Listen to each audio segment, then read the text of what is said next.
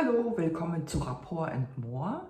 Mein Name ist Jutta Heitland und ich möchte heute mal etwas zum Thema Selbstfürsorge sagen.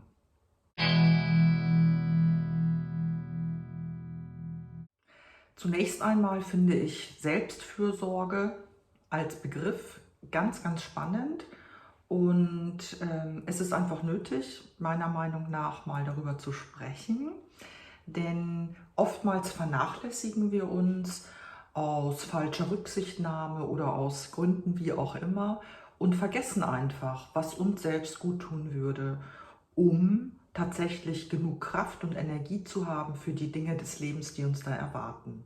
Ich habe einige Punkte mir überlegt, über die ich sprechen möchte und die ich für notwendig halte, für uns zu beachten.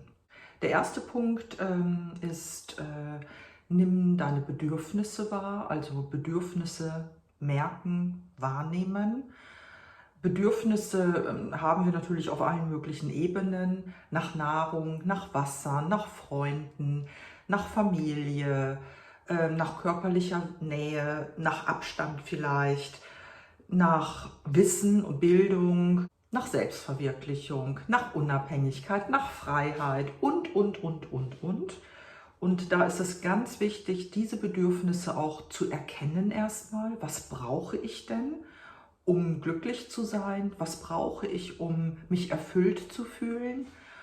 Und wenn dann jemand anderes kommt und dieses Bedürfnis einem nicht gönnt, beziehungsweise es nicht zulässt, dann wird uns das nicht sehr glücklich machen. Der nächste Punkt ist eigene Grenzen respektieren. Dazu gehört ganz wichtig das Thema Lernen, Nein zu sagen. Es gehört auch dazu, respektvoll behandelt zu werden und behutsam mit sich selbst umzugehen. Ja, und wenn wir uns da selbst ernst nehmen in diesen Grenzen, dann gilt es natürlich auch, dass wir uns zur Wehr setzen, wenn diese Grenzen verletzt werden. Der nächste Punkt ist Stoppen von Selbstkritik. Oftmals gehen wir mit uns selbst sehr hart und streng ins Gericht. Und das ist besonders dann, wenn Dinge nicht so gut klappen, wie wir dachten, dass sie klappen würden. Oder auch wenn wir Misserfolge haben, dann gehen wir auch unter Umständen äußerst streng mit uns selbst ins Gericht, beschuldigen uns. Und das liegt natürlich daran, dass wir denken, dass dieser innere Kritiker nötig ist, um uns anzutreiben sozusagen. Und dieser innere Kritiker, der treibt uns an, aber in eine Richtung, die uns wiederum nicht gut tut, weil es einfach zu viel ist. Und diesen Stress produzieren wir dann ja sogar selber. Der kommt nicht von außen, sondern der kommt von innen. Und dazu passt auch der nächste Punkt, nämlich bremse die inneren Antreiber. Und ich habe 5 innere Antreiber herausgefunden. Sei perfekt, streng dich an, mach es allen recht, sei schnell, sei stark. Und da geht es ja natürlich darum, sich innerlich die Erlaubnis zu geben, es auch einfach mal gut sein zu lassen. Und das ist dann viel gesünder, als sich ständig mit diesen 5 Punkten zu konfrontieren und zu sagen, das musst du machen, das musst du machen, das musst du übrigens auch noch machen. Das ist nicht gesund. Etwas tun, was Freude macht. Das ist natürlich ein Punkt ganz wichtig. Aus diesem grauen Alltag sich trauen, herauszubegeben und zu sagen, so und jetzt mache ich mal was richtig Schönes nur für mich. Etwas, das mich freut, etwas, das ich entweder immer schon mal tun wollte oder etwas, das ich schon lange nicht mehr getan habe oder etwas, von dem ich einfach weiß, dass es mich freut. Und das dürfen wir dann auch tun. Dann der Punkt, Pausen machen, sich Pausen gönnen. Es ist ja so, wenn wir viel arbeiten, vergehen die Stunden, auf einmal ist es abends und wir sind müde, müssen ins Bett gehen. Und da zwischendurch sich einen Alarm zu stellen, einen Wecker, genau, der meinetwegen 2- oder 3-mal am Tag klingelt und uns herausholt aus unserem Trott und uns daran erinnert, dass wir jetzt Pause machen dürfen, dass wir ein Glas Wasser trinken dürfen, dass wir uns einmal strecken dürfen, weil es uns einfach so gut tut, dass wir das Fenster aufmachen können. Eine Mini-Pause, die uns zwar herausnimmt aus dem, was wir vorher getan haben, aber uns natürlich viel gestärkter wieder hineingibt in das, was wir noch tun werden. Zu den inneren Kritikern gehört natürlich auch das Gegenteil, positive Selbstgespräche führen. Es ist ja durchaus erlaubt, also wer sollte uns denn das auch verbieten, uns mal selbst zu loben. Wenn etwas geglückt ist, dann dürfen wir uns auch darüber freuen und sagen, Mensch, das ist richtig gut geworden, das ist klasse, ich kann mich darüber freuen. Sich auch selbst positiv anzufeuern gehört auch dazu, so nach dem Motto, ja, das kriegst du jetzt auch noch hin, aber eben im Rahmen. Nicht, dass es wieder zu einem inneren Antreiber wird, sondern in die positive Richtung gedacht. Ganz wichtig ist auch der Punkt, sich selbst treu zu bleiben.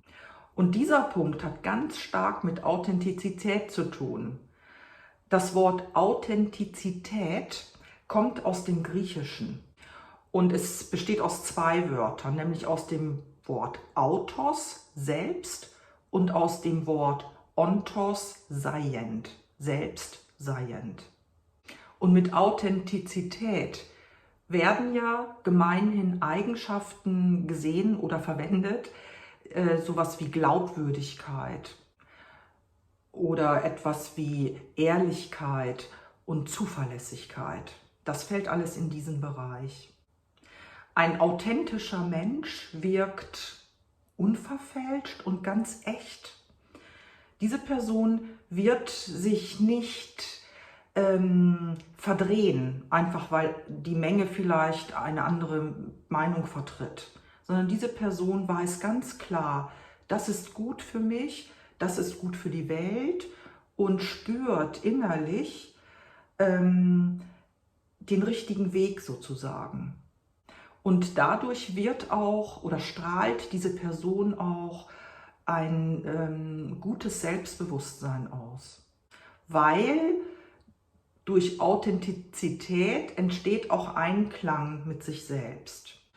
Also gemeint ist, mit dem bleibt dir selbst treu, sich selbst treu bleiben. Damit ist gemeint, sich trauen, eine eigene Meinung herauszubilden, sich seiner selbst bewusst werden und die eigenen Werte kennen und leben. Als letzten Punkt habe ich den Punkt, die eigenen Gefühle ernst nehmen. Und ich empfehle hier ganz klar, auf die eigenen Gefühle zu achten. Unser Körper wird immer reagieren, wenn etwas gegen unsere eigenen inneren Gefühle läuft. Unser Körper wird reagieren und uns anzeigen, wenn etwas nicht in Ordnung ist. Angst, Sorge, Trauer, Wut. Wenn wir das spüren, wird unser Körper es uns zeigen und umgedreht. Und wir können darauf achten, welche körperlichen Veränderungen machen sich bemerkbar, wie fühlt sich das an und wo im Körper sitzt denn das? Und in welchen Situationen reagiert mein Körper? Und wenn sich das nicht gut anfühlt, dieses Körpergefühl, dann können wir davon ausgehen, dass es auch für unsere Psyche nicht gut ist und uns nicht gut tut. So, das waren jetzt ein paar Punkte zum Thema Selbstfürsorge. Und das sind schon ziemlich schwierige und auch sehr große Bereiche. Aber es sich einfach mal bewusst machen, was wir tun können, wird bereits helfen. Sich einfach mal bewusst machen, was für Grenzen habe ich denn? Wo ist bei mir wirklich Schluss? Was fühle ich in bestimmten Situationen? Welche Stimme kommt hier hoch, wenn ich dies oder jenes tue oder nicht tue? Wer oder was ist mein innerer Kritiker? Sich dem einfach mal ein bisschen auszusetzen, diesen ganzen Gedanken, wird helfen, uns glücklicher im Leben fühlen zu können. So, das war's für heute. Vielen Dank fürs Zuschauen, fürs Zuhören. Bis zum nächsten Mal und